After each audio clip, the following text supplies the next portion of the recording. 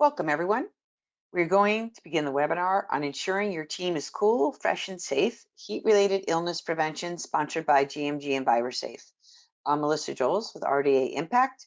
Dr. Amber Garcia, Product Manager of Health Assure, a total worker health service provided by GMG and EnviroSafe, is your presenter today. The presentation will take approximately 30 to 40 minutes. We are recording it and we'll post it on our YouTube channel. If you have questions during the webinar, you can type them in the chat box at the bottom right of your screen, and Amber will answer them during the presentation. Now I'll turn it over to Amber. Thank you for joining, everyone. Just a little bit about GMG and EnviroSafe. We've been providing environmental health and safety services for over 30 years to help reduce our clients' workplace injuries and illnesses, heat stress being one of those. So I'm very excited to talk to you about this topic today. And as mentioned, if you have any questions, please feel free to include those in the chat.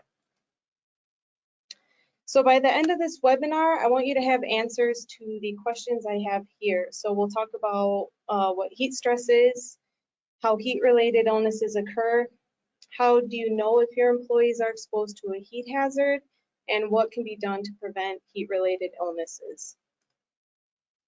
So our first question, what is heat stress? Heat stress is the net load of heat exposure on the worker. So this is going to include sources from the environment, which could be the indoor or outdoor work environment. And there's more variables included in this, which I will describe in a few slides. This could be metabolic heat, which is the heat that your body generates when you're physically exerting yourself. So it's almost similar to exercise, where if you're working and completing a strenuous task, you're going to generate more body heat.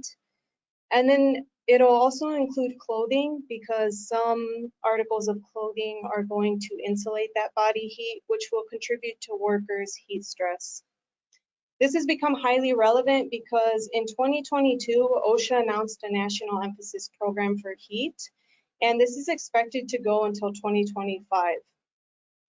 So what this means is that they're conducting more inspections related to indoor and outdoor heat hazards and checking to see if employers are in compliance with the general duty clause, which I'll describe in a few slides. And also ultimately it's to keep your workers safe. So in the past few years, this has become a highly relevant topic because the EPA posted data that weather conditions, specifically heat waves, are occurring more frequently, more intensely, and they're also lasting longer in recent years, which is placing workers at risk of heat-related illness. In addition to that, we're starting to see warmer weather earlier in the spring and also extending later on into the fall. So it makes it difficult for employers and employees to prepare for high heat conditions, and also contributes to the incidence of heat-related illnesses. So currently a few states have heat standards, and OSHA is working to develop a federal heat standard that some news sources say could be released in 2024.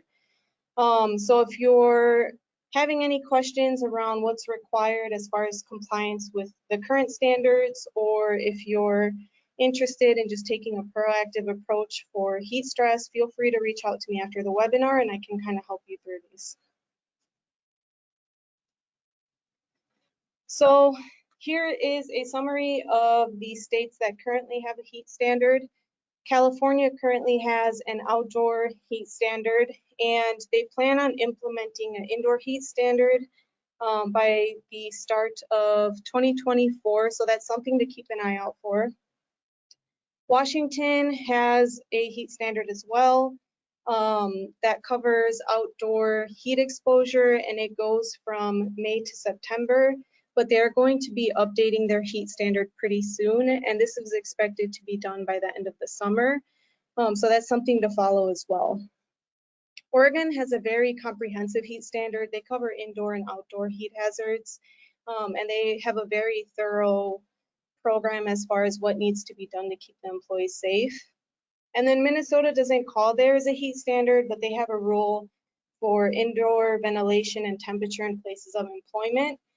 So that's working there to keep employees safe from heat hazards and cold hazards as well inside their workplaces. Then you have states like Maryland and Nevada that are potentially going to release a heat standard in the future. A couple other states were looking at doing this as well, but with OSHA developing a federal standard, some have decided to wait to see what ultimately gets released by OSHA. A lot of these state standards are going to require a heat illness prevention program, which is going to be a written program that tells you what to do and when to do it as far as preventing heat-related illness. So this is important not just for compliance, but to keep your workers safe. So even if it's not required, the program is very effective at helping you navigate heat waves or other high heat conditions that could place your workers at risk of heat-related illness. And then as promised, here is the general duty clause. So the general duty clause requires employers to provide a workplace environment free from recognized hazards that are causing or are likely to cause death or serious physical harm. So when OSHA does an inspection where employees are exposed to those heat hazards or after a heat-related illness incident, you can still be cited because the general duty clause is requiring you to keep those employees safe. And in the case of heat hazards, unfortunately, it is a reality where some employees do develop a serious illness, long-term effects from the heat exposure, and in worst cases, it can be fatal. So before I move forward into our next question, does anyone have questions on the state requirements? I don't see any, but I'll let you know if any come up. Okay. All right, so how do heat-related illnesses occur?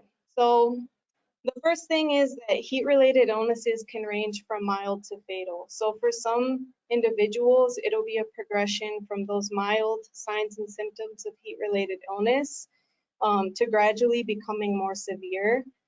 For others, especially those that have medical conditions, the heat-related illness can escalate very quickly and become severe. So that's why it's important to act fast if you start to see signs and symptoms of heat-related illness in the workplace, because ultimately you don't know how each individual is going to respond. So heat strain is the body's response to the heat load or the heat stress. Your body has natural ways to remove heat, so it'll send blood closer to the skin so that you can dissipate some of that heat into the environment. And the more effective way is through evaporative cooling, which is where your body releases fluids and salts, which we know as sweat, and that gets evaporated into the environment and helps cool you down. In extreme conditions, especially during heat waves, your body has to work harder to stay healthy and to maintain a normal temperature. So what it does is you'll start to sweat more, but in that process, if you don't have a rest break, if you don't rehydrate, eventually you get to a point where that evaporative cooling isn't working anymore, you're very dehydrated, and then your body temperature starts to increase to dangerous and unhealthy levels. So the worst case scenario is heat stroke, which is a medical emergency. And in some cases, heat stroke has been fatal even in as little as 2 to 3 hours. So again, acting fast for heat-related illnesses is very important. If you've done any research on heat-related illnesses or the standards in the past, you'll commonly see construction workers or agriculture workers mentioned because they're at a high risk. But I just want to point out that this also does apply to auto body workers and that they are at risk too. They're just at risk in different ways, which we'll cover throughout the webinar. Just to kind of make a connection here, when I've gone on site to different body shops, I have had workers tell me before when they're having mild symptoms of heat-related illnesses, and I've addressed it there. And at the same time, I've also seen OSHA citations for following heat-related illness incidents at body shops. So it's still very much applicable. As we move forward, just think about your painters, your detailers, and your body technician. and we'll kind of cover the ways that they're exposed. So how do you know if your employees are exposed to a heat hazard? So heat hazards kind of can come from different sources. So the first thing is the environment. Humidity is going to play a large effect on your ability to cool down from your sweating. So if there's high humidity, you can't really use that evaporative cooling as effectively compared to if there was lower humidity. That's because if there's more moisture in the air, your body has a hard time releasing its own moisture and cooling down. Then you have direct sunlight. Working directly in the sun is going to create more heat stress for a worker compared to working in the shade. And then I included indoor versus outdoor here just to point out that if an indoor working environment isn't temperature controlled, it can be just as dangerous as the outdoor work environment because it can still get very hot inside. Then you have metabolic heat. So again, that's going to be the heat that you generate from your body when you're working or completing a strenuous task. So for a body technician that's having to constantly get up and down, reach, and using different tools, they're going to generate more body heat than a technician that's seated on a roller stool and completing a repair. Then you have clothing layers. So chemical resistant suits are going to limit your painters from cooling down because they're going to retain a lot of that heat within the suit. And mechanic coveralls are another example of that PPE that is going to add an additional layer that insulates that body heat. So those clothing layers and that PPE is still essential to wear. And we'll talk about ways to help your workers cool down and still stay safe through the use of that PPE. So that being said, all of these variables need to be considered to get a heat hazard analysis that represents your employee's actual heat exposure. So if you feel overwhelmed by these right now, that's pretty normal. It's a lot of variables, but the good news is that a health and safety professional can help you complete your heat hazard analysis, and we do offer this at GMG and EnviroSafe. So if you're interested in taking this first step of developing that heat illness prevention program, that's something that we're happy to help you with. So what can be done to prevent heat-related illnesses? I have the hierarchy of controls here. In terms of elimination, it would involve removing the employee from the hazard. So in an example here, if you had an employee working outdoor, then you can move them into a temperature controlled environment, but that's extremely hard to do for an auto body shop. So it's not the most feasible option there. So then if we move down to substitution, an example of what you could do would be to move the work hours from the hottest parts of the day to the cooler parts of the day. So that's going to be earlier in the morning or later in the afternoon. Some employees are going to have that flexibility where they can work earlier or later. And I've seen body shops allow their employees work as early as 4 in the morning or as late as 8. So in those cases, that'll help keep them safe. In other situations, some of your employees might not have that flexibility because they have responsibilities at home or after work that they have to get to. So it's more feasible than the elimination option, but it really just depends on your team and their flexibility to work different hours. So really what we're going to talk about today are the engineering controls, the administrative controls, and the PPE, or personal protective equipment, that you could use to help employees work safely in high heat conditions. So first, with the engineering controls, that would include air conditioning, cooling fans and misting fans, evaporative coolers as well. So for these, I really want to encourage you to proactively check that equipment early in the spring. Just make sure that it's properly maintained so that you can ensure it's functioning throughout the summer. Otherwise, if you wait too long and that breaks down during the summer, your employees are going to be at risk during the time it takes to fix it. And a lot of people are usually trying to make those repairs midsummer. So just be proactive about maintaining those engineering controls. I still mention air conditioning, although this only applies mostly to your office and reception areas. It's still very important to maintain it because that's going to be the place where your employees can take a more effective rest break. But also, if someone needs first aid for a heat-related illness, the safest place for them to go in that recovery is going to be in an environment that has the air conditioning.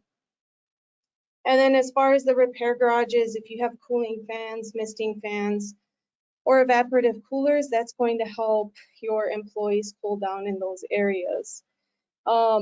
If the weather or if the temperature is more than 95 degrees Fahrenheit, then usually the fans are going to create more heat stress because it's going to be moving hot air onto your employees.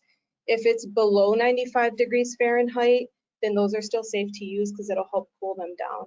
So in those cases where it's above 95 degrees Fahrenheit, you'll want to use misting fans that actually help them cool down with the moisture or provide more frequent rest breaks. So then I went to PPE next. We'll get through this one quickly, and the administrative controls, there's a lot. So we'll go through the PPE first, then the administrative controls. But PPE for heat hazards will include cooling garments, which are items or clothing to help reduce body temperature or to at least help employees feel better while working in the heat. So this could include cooling vests, towels, bandanas, and hats. In the case of cooling vests, many of those could be worn underneath a paint suit while your painters are working in the paint booth. So it'll help them stay cool despite having to wear that chemical resistant suit. So I mentioned here that some are more effective at reducing body temperature. That would be the cooling vest. And then usually the bandanas and the hats help employees feel more comfortable while working in the heat, but they don't necessarily reduce body temperature. So whichever PPE you're using to help your employees feel more comfortable or to cool down, just make sure that you follow the manufacturer's instructions and also that you still give them rest breaks so that they can fully recover throughout the day. So administrative controls are work practices to reduce the intensity, duration, or frequency of exposure to hazards. And like I mentioned before, there are a lot of options when it comes to heat. So we'll start with some of the easy ones here. So water is going to provide cooling and rehydration to the body, and it's going to be most effective to drink small quantities of water more frequently. So you want to encourage your employees to drink 1 cup of water every 15 to 20 minutes. Some people might forget, or some people might decide to drink water until once they're thirsty. But if you wait to drink water when you're thirsty, it's very likely that you're already dehydrated and behind on your fluid intake. So that's why it's important to drink small quantities frequently. And then encouraging your employees to take water breaks. You verbalizing that to your employees is going to be very powerful because some people feel like if they take a rest break or spend time away from doing a job task, that they might be perceived negatively.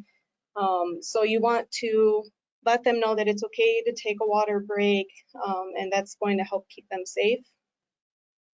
And then water should be easily accessible. So you want it to be in an area where it can be suitably cool, which is a term often used in standards. And usually they say that's going to be around 66 to 77 degrees Fahrenheit. But really the quick and easy way is to just have water that is pleasant to drink in a refrigerator, in a cooler, and in places where they can quickly just grab the water, take a few sips, and then continue the work. For rest breaks, the most effective rest breaks are going to be in shade or cool ventilated areas.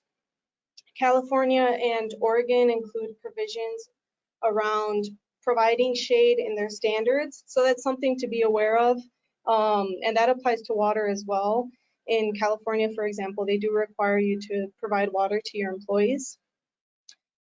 When it comes to rest breaks, you want to warn your employees to not take rest breaks in a vehicle where the air conditioning hasn't been running. So if your vehicle has been sitting in the sun for the first 4 hours of your shift, you don't want to go take a rest break in there until you've had the air conditioning running for at least 10 to 15 minutes.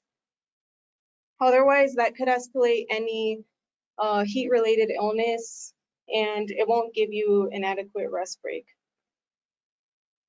And then finally, designating rest areas. As I mentioned before, areas like the office where there's air conditioning or a lunchroom, you want to encourage your employees to go in those areas to take their rest breaks so that their body can actually cool down and that they feel good while they're working.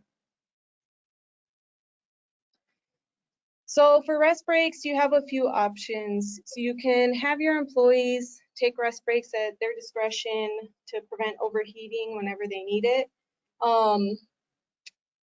But sometimes people get lost in their work, they get very focused and they forget.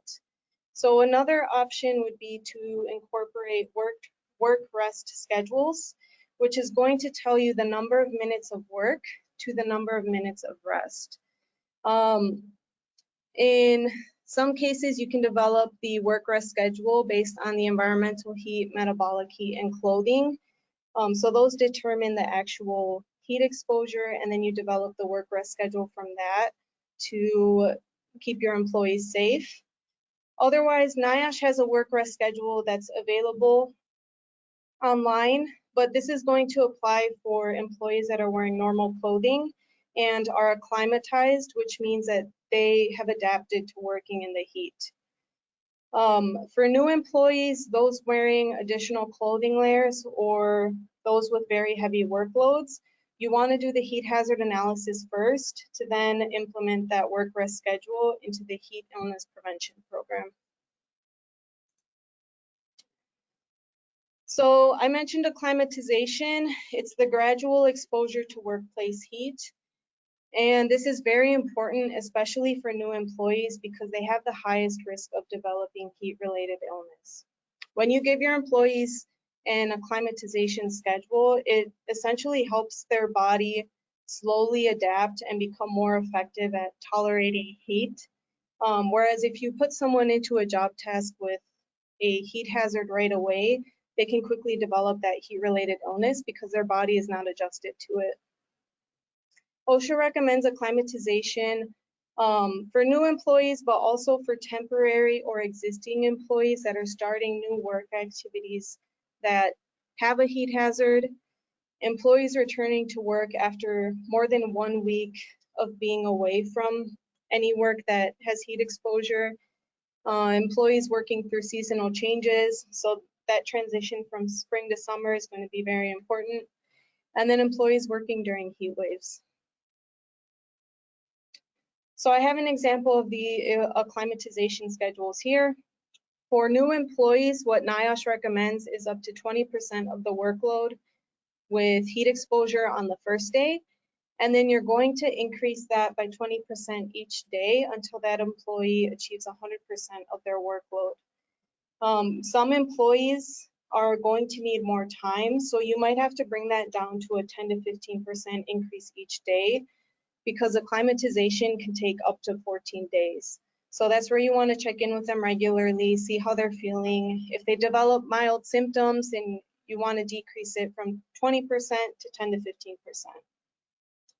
For workers with previous experience, it's recommended to have them do 50% on day 1, 60% on day 2, 80% on day 3, and 100% on day 4. So this graph here is just showing you an example for a 10-hour day, just to keep the numbers pretty even here. But you could see that a new employee, it has to be very gradual in terms of that acclimatization, whereas your experienced employee can kind of acclimatize a little bit quicker because their body has gone through that process before. And this may also sound very shocking to hear that you're only going to have someone work in that task for 2 hours on the first day, but this only applies to tasks with heat exposure. So you can have someone do the work for 2 hours that day and then have them do orientation or other training for the rest of the day. So the buddy system is a way to have your employees keep an eye on each other. So it requires that at least 2 employees work together at all times. And this is going to help with early recognition and early intervention for heat-related illness. So if an employee sees another employee with symptoms like weakness, slow movement, pale or flushed skin, or excessive sweating, they can stop that employee from working, advise them to drink water and take a rest break, and help that person cool down so that it doesn't get worse. If another employee observes their peer appearing confused, or the movements are a little slower, they're disoriented or even unconscious, those would be signs of heat stroke, which is a medical emergency, and then they would call emergency services. So the buddy system is going to require great team dynamics, and as a supervisor, I would encourage you to actually assign the buddies in the buddy system so that it's clear to your employees who they're going to keep an eye out for. So for body technicians working in the same area, that this is going to be great, because as long as they're in each other's line of sight, they can keep an eye on each other and just make sure that everyone's feeling well. For the detailers, if you have more than one working in the same area, then that would work really well. But if you only have one detailer and you can set up the work environment to have them work near a garage opening, then that would help them be in line of sight of the body technicians. If that's not possible, which in some cases it won't be, then as a supervisor, you'll have to regularly check in on those detailers, especially if they're working outside alone, every 1 to 2 hours to see if they're feeling okay. And then painters are the most challenging, especially if you have a paint booth where the windows are foggy or it's hard to see inside. You'll have to communicate with them as a supervisor, let them know that you're going to check in on them every hour, every 2 hours to see how they're feeling, so that they can just step out for a quick break, talk to you, you can assess how they're feeling, and then they can continue the day from there if it's going well. So another option here is physiological monitoring. This means that you're going to measure the heart rate, body temperature, and fatigue level of the employees that are working. And there's new technology that makes this process very easy. So you can have employees wear a device that notifies them when they need to take a break, or they can use the device to notify you if they're not feeling well, if they need emergency services. So this is a great option here, and it's certainly worth the investment for high-risk industries. So usually this is recommended for construction workers or for policemen. And if in your case you live in an area where it gets very hot, and if you've had employees develop heat-related illnesses before, then this might be a very good option for you. It is expensive, but it's going to help keep your employees safe, especially if you've had incidents before. And then finally, we have training. So there's employee training and then there's supervisor training. So for your employee training, it's going to inform them of the heat hazard, the signs and symptoms of heat-related illness, first aid training procedures for heat-related illness, and then emergency procedures. And then it would cover any workplace policies that you have to prevent heat-related illnesses. For the supervisor training, the foundation will be your employee training, but then you have more responsibilities to make sure that those employees actually follow the workplace policies. So it'll teach you how to implement your heat illness prevention program, how to communicate with employees about heat hazards, and then how to respond to hot weather advisories and how to monitor the weather. So in some cases, both types of these training are required by law. So if you have any questions about that, please reach out after the webinar. We do offer the employee and supervisor training in English and Spanish, and we can help you meet your compliance requirements for California, Washington, and Oregon. So in summary, our heat illness prevention program at GMG is going to cover that heat hazard analysis, which is going to help you identify the heat hazards. It'll include that written program, which tells you what to do and when to do it. And then you'll have that employee and supervisor training available in English and Spanish so that you can be prepared for handling any type of heat-related illnesses and just knowing the ways to prevent them. So even though we're halfway through the summer here, if you're curious about implementing a heat illness prevention program, or if you need assistance with your compliance requirements for your state standard, please reach out to me and I can help walk you through those and we can get you set up to get that heat illness prevention program.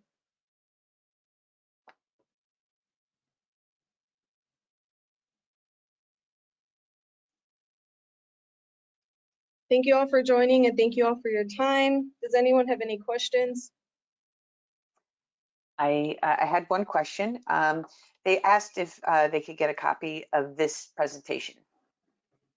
Yeah, I could send that over. I'll just need the contact information. Okay, if you want, you can send it to me and I can send it to everybody on the presentation if you put it in a PDF format. Okay, sounds good. That would be great. Are there any other questions? Well, you can certainly reach out to Amber. I'll send her contact information to everybody who attended, and that concludes the webinar. Thank you so much, Amber. It was really informative and a lot of great information, and we'll be in touch with future training opportunities. Thanks, everyone. Have a great day. Thank you.